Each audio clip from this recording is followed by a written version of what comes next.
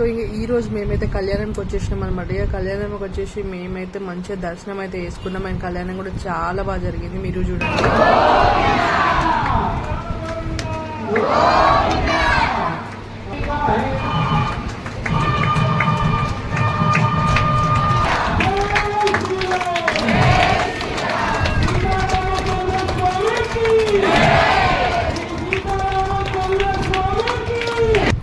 కళ్యాణం అంతా అయిపోయినాక ఇక నైవేద్యం కూడా వచ్చేసింది, పెట్టేసింది దేవుడికి. అండ్ మేము ఇంకా దర్శనం చేసేసుకొని ఇంకా ఫుడ్ దగ్గరికి అయితే వెళ్ళేసినాం అనమాట. ఇక చూడండి ఎంత మంది రష్ ఉన్నారో, పిల్లలు పెద్దలు అందరు లైన్ లో నిల్చొని తీసుకున్నారు. సో ఇంకా అంత పెద్ద లైన్ ఉంది. ఇంకా మేము కూడా ఓపికతో లైన్ లో నిల్చొని ఇంకా ప్రసాదం తీసుకొని తింటే టేస్ట్ మాత్రం చాలా బాగుంది. అసలు చూడండి ఎన్ని వెరైటీస్ పెట్టారో.